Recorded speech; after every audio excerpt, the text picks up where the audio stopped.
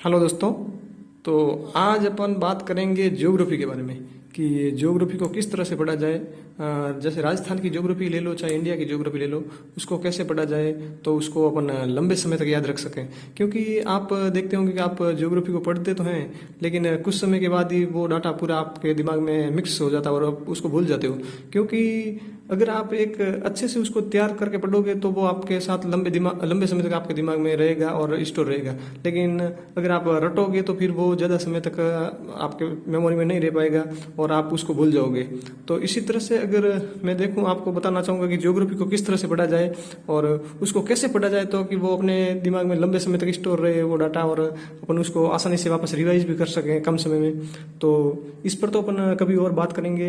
लेकिन अभी मैं बताता हूँ जैसे कि जिस प्रकार से मैं ज्योग्राफी पढ़ता हूँ। तो जैसे अगर आप अपन एग्जाम्पल लें, एक नदी का लेते हैं, लूनी नदी की बात करें तो जैसे मैं आपको बताता हूँ कि लूनी नदी और उसका पूरा पूरा अफवाह क्षेत्र बताता हूँ कि उसको किस प्रकार से अपन याद करें कि वो अपन काफ़ी लंबे समय तक याद रख सकें और उसको रिवीजन करने में भी कोई समस्या नहीं आए। तो इसके लिए जैसे मैं आपको बताऊं लूनी नदी के बारे में, तो ये लूनी नदी का पूरा अफवाह क्षेत्र है जिसको मैंने आपके सामने ये रखा है। तो बस अगर क्वेश्चन आएगा एग्जाम में तो वो इसी में से आएगा। लूनी नदी का अगर कोई भी क्वेश्चन आएगा तो वो इसी में से आएगा और इसी से बाहर एक भी क्वेश्चन नहीं जाने वाला।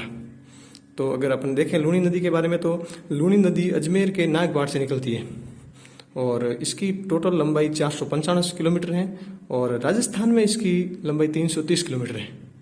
तो ये अजमेर के नागबाड़ से निकलती हैं और जब ये आगे बढ़ती है तो इसके अंदर राइट साइड से सिर्फ एक ही नदी आती है और वो है जोजड़ी नदी।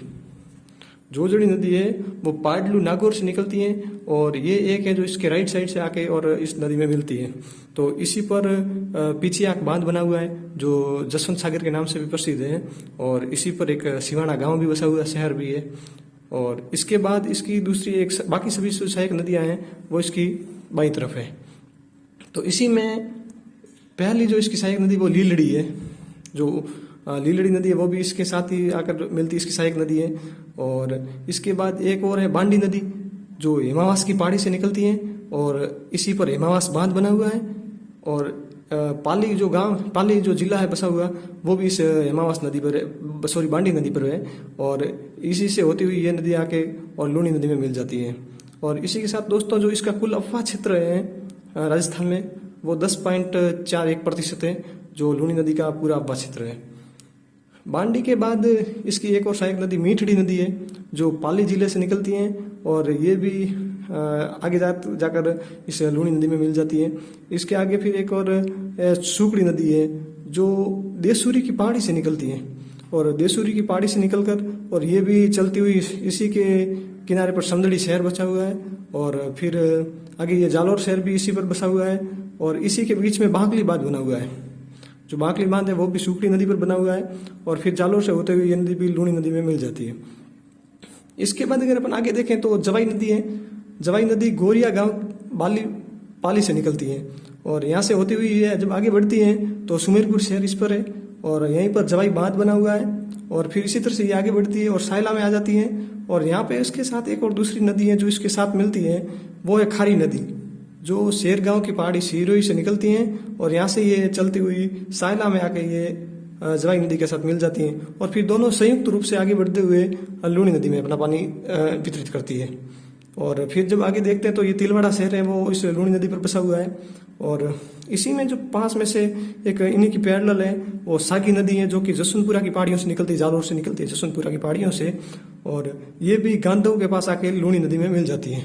तो इस प्रकार जब सब नदियां यहाँ पे मिलके यहाँ से फिर ये नदी आगे बढ़ते हुए कच्छ के रण में जाके अपना पानी वहाँ पे समाप्त कर देती है। क्योंकि ये आंतरिक प्रवाह की नदी है तो इसका पानी कच्छ के रण में जाके समाप्त हो जाता है। तो इस तरह से अपन अगर नदी को देखें तो ये पूरा लूनी नदी का अफवाह क्षेत्र है और लूनी नदी उसकी सहायक नदियाँ और इस पर बने हुए बांध वगैरह और पूरा सिंचाई क्षेत्र वगैरह वो पूरा इसमें आपके आ गया।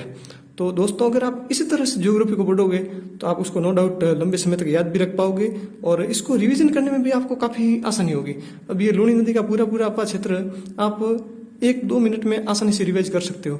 लेकिन अगर आप इसी को किताबों में पढ़ोगे तो आपको काफ़ी टाइम लगेगा और जब एग्जाम नज़दीक होते हैं उस समय वो किताबों की बजाय अगर आप इस तरह से नोट्स बना के उनको पढ़ोगे तो वो आपके लिए काफ़ी हेल्पफुल रहेगा, काफ़ी सहायक रहेगा।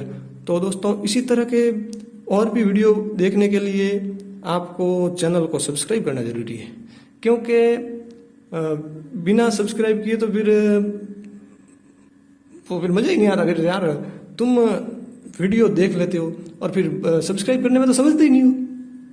तो भाई देखो, मारवाड़ी में मोरठे कहावत है कि पना मांगी तो माई दूध नहीं पाती है। तो इसलिए आप चैनल को सब्सक्राइब करो, तो उसके बाद आपको ऐसे वीडियो और भी देखने को मिलेंगे।